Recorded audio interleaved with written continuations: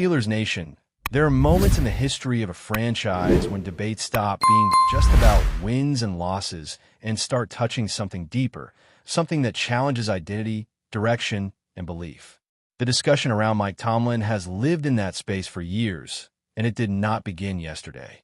More than a decade ago, harsh words were thrown that questioned his value, his intellect as a coach, and his place among the elite in the league. Those comments aged, the platforms disappeared, but the tension they created never truly went away because they tapped into a question Pittsburgh has wrestled with quietly and, at times, loudly ever since. Calling Tomlin merely a motivator has always felt like a shallow way to describe a career filled with measurable success. Division titles piled up. Deep playoff runs happened. A Lombardi trophy was lifted.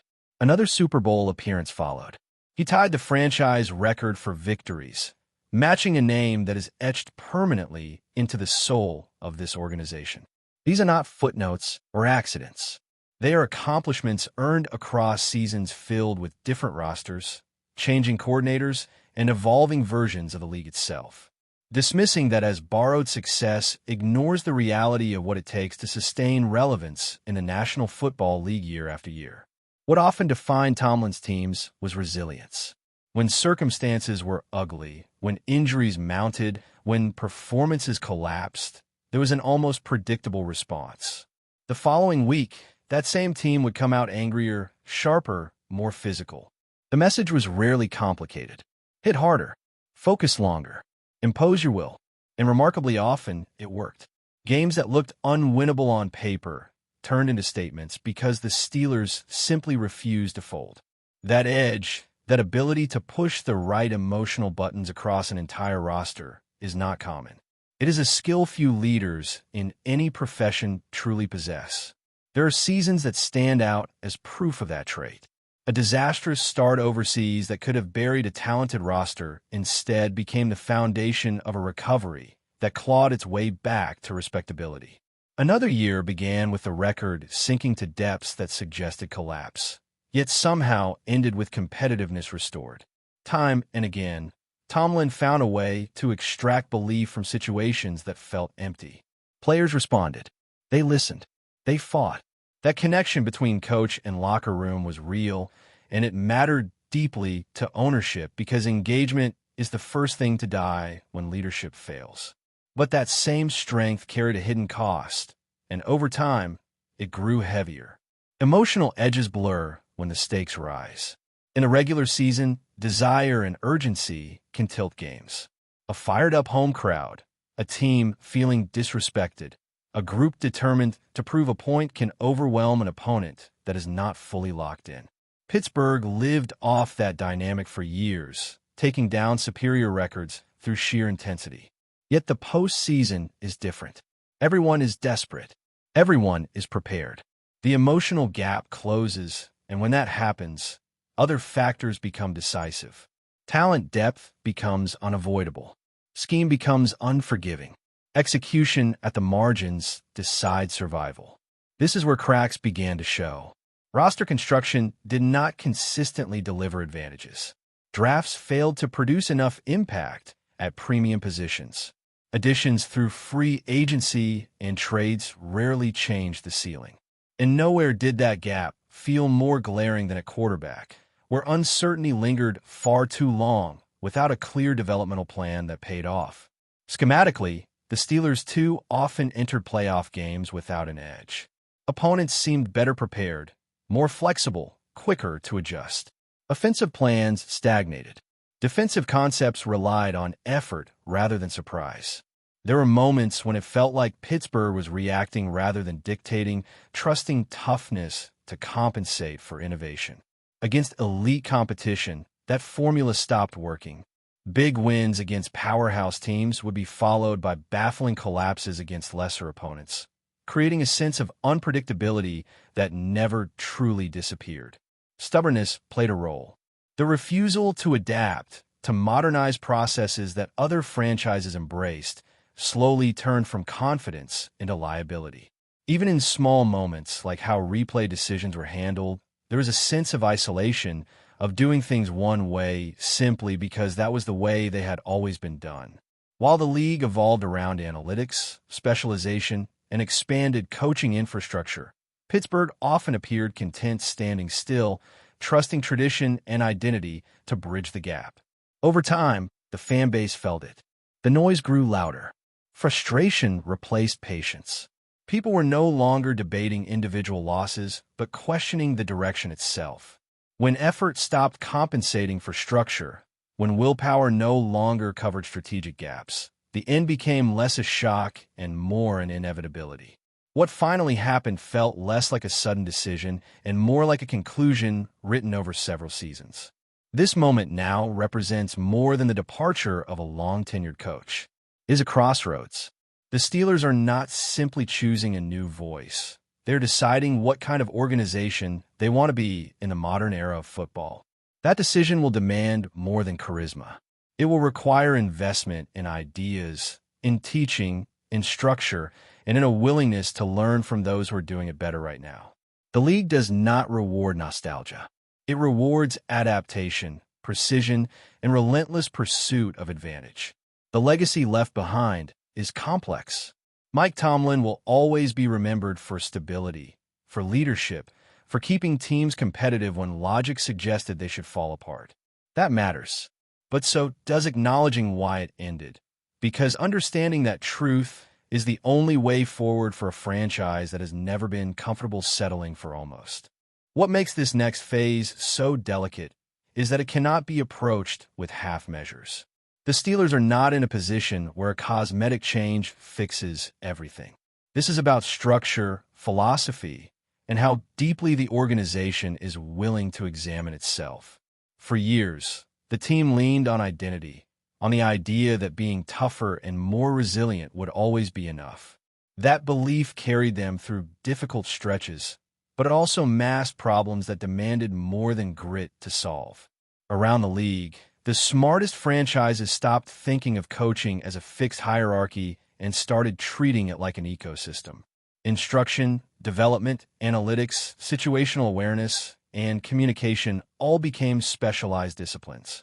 Some teams gained an edge not because they had better stars, but because they processed information faster and taught it more effectively. They built staffs designed to answer specific questions before those questions ever appeared on game day. Pittsburgh, by contrast, often felt reactive, relying on experience and instinct rather than systematic advantage. Nowhere was that more evident than on offense. Miscommunication became routine. Route concepts lacked clarity. Quarterbacks and receivers seemed to exist on different pages far too often.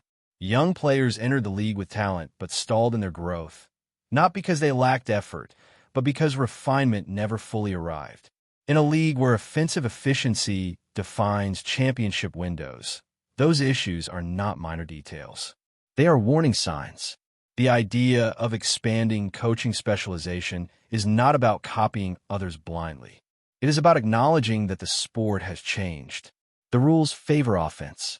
The margins are thinner. Preparation is relentless. Investing in people whose sole job is to perfect certain aspects of the game is no longer a luxury. It is the baseline. Teams that resist that reality fall behind, no matter how proud their history may be. Quarterback development, in particular, exposes everything. It reveals patience, planning, and clarity of vision.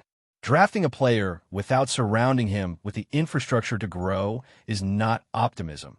It is negligence. When a young quarterback enters a room crowded with veterans, limited individualized instruction, and inconsistent messaging, growth becomes accidental instead of intentional. That is not how modern contenders operate, and Pittsburgh cannot afford to pretend otherwise. Defense, long considered the backbone of the franchise, faced similar stagnation. While individual talent flashed, opponents increasingly found predictable tendencies. Adjustments came late or not at all. Effort still existed, but effort alone cannot disguise schematic repetition forever. The best teams force opponents into uncomfortable decisions. Too often, the Steelers allowed offenses to settle, adapt, and eventually exploit familiarity. This is why the next hire matters far beyond personality. Leadership will still matter, of course. The locker room must believe. But belief without innovation has a shelf life. The next head coach must be willing to surround himself with voices that challenge him, not echo him. That means accepting discomfort. It means admitting that tradition does not automatically equal superiority. It means understanding that adaptation is not weakness, it is survival. Ownership faces its own test here. This is not just about choosing a coach, but empowering a system. If instruction, development, and strategy are truly uncapped resources, then this is the moment to use them aggressively. There is no competitive disadvantage in building the most prepared, informed, and adaptable staff possible. The disadvantage comes from assuming that what once worked will always work again. History often gets remembered selectively. The dominant Steelers teams of the past are remembered for talent and toughness, but they were also innovators. They scouted where others did not. They trusted unconventional evaluations. They built advantages before the rest of the league even realized those advantages existed. That mindset, more than any specific scheme or player, is what sustains success. Losing that edge is not about losing toughness. It is about losing curiosity. Fans sense this. They have watched other franchises leap forward while Pittsburgh circled familiar ground. Frustration did not come from impatience, but from recognition. Recognition that effort was no longer translating into postseason relevance. Recognition that competitiveness without progression leads to stagnation. When voices grew louder, they were not rejecting the past.